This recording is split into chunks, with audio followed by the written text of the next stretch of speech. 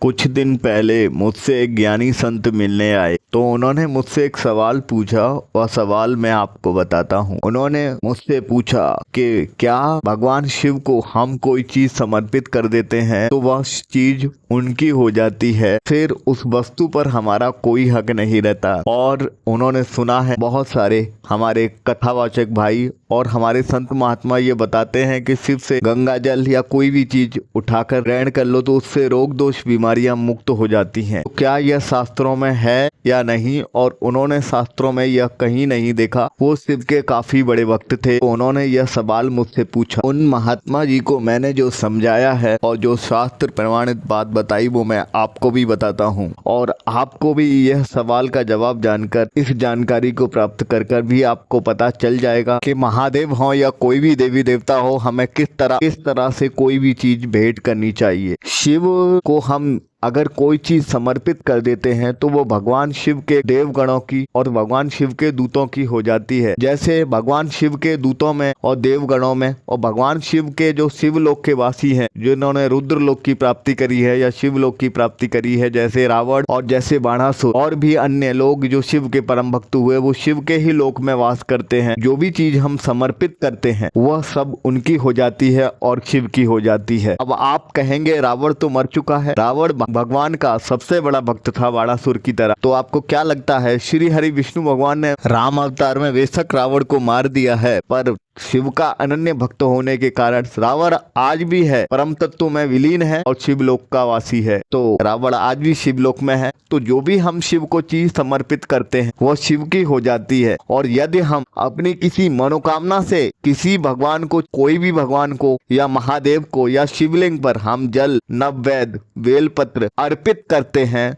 तो उस चीज को हम ग्रहण कर सकते हैं। मैं आपको बताऊं, समर्पित की हुई चीज भगवान की हो जाती है। जो शास्त्रों में उन महात्मा जी ने पढ़ा था वह यही पढ़ा था उन्होंने शास्त्रों में, महात्मा जी ने, कि शिव को जो चीज हम समर्पित कर देते हैं वो शिव की हो जाती है। पर यदि आपके घर में कोई बीमार है, रोग दोष है, किसी को कोई परेशानी है, तो आपको हमेशा शिव को वो चीज अर्पित करनी चाहिए, समर्पित नहीं। समर्पित चीजों को अगर आप ग्रहण करते हैं वह समर्पित चीज शिव की हो गई। यदि समर्पित चीज को आप ग्रहण करेंगे तो आपको दोष लगेगा, आपको पाप चढ़ेगा। यदि आप किसी भी चीज को अर्पित करके भगवान से अनुमति लेकर उस जल को आप पीते हैं या उस बेलपत्र से आप कुछ बेलपत्र चलाते हैं, तो यह आपको सुनिश्चित करना है। यदि आप भगवान से कुछ नहीं चाहते तो भगवान को वह चीज समर्पित कीजिए। अगर आप भगवान से कुछ नहीं चाहते और यदि आप भगवान से कुछ चाहते हैं, आप अपने घर में बीमारी, रोग दोष या किसी भी समस्या से जूझ रहे हैं, आपकी नौकरी नहीं लग रही है, आपका व्यापार नहीं चल रहा, या आपको उस गंगा जल की, शिवलिंग के गंगा जल की जरूरत है, तो आपको वह चीज शिव को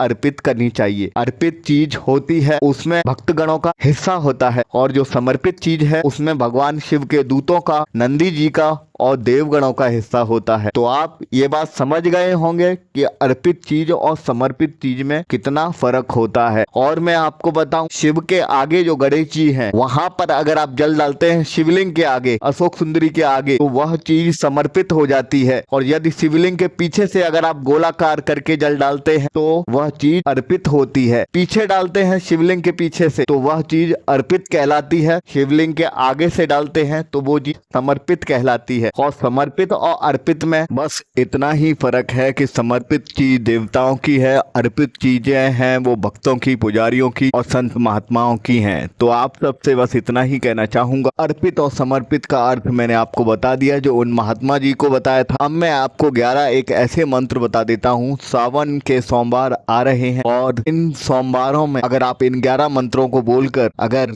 शिव को जल चढ़ाते हैं या कुछ भी चढ़ाते हैं तो आप असंख्य पुण्य पाते हैं। और यदि आप सावन के सोमवार में नहीं, वैसे भी अगर इन 11 नामों को, इस 11 मंत्रों को लेकर शिव पर जल अर्पित करते हैं या समर्पित करते हैं तो आपके सर्व मनोरथ पूर्ण होते हैं और आपके हर विघ्न, हर बाधा और दुख मुक्त होते हैं। पहला मंत्र और पहला नाम जप है ओम सोमनाथाय नमः। द्वितीय मंत्र, द्वितीय नाम जप है ओम मल्लिका अर्जुने नमः। तृतीय मंत्र, तृतीय नाम जप है ओम महाकालेश्वर नमः।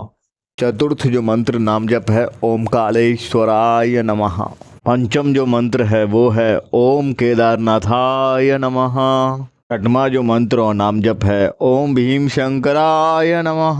सातवां जो मंत्र है, सातवां नाम है ओम विश्वेश्वराय नमः। आठवां जो मंत्र, आठवां जो नाम है ओम त्र्यंबकेश्वराय नमः। नौवां जो मंत्र है वो है ओम वैद्यनाथाय नमः। 10वां जो मंत्र है ओम नागेश्वराय नमः, ओम रामेश्वराय नमः। ये 11वां मंत्र था। 12वां मंत्र ओम दिवेश्वराय नमः।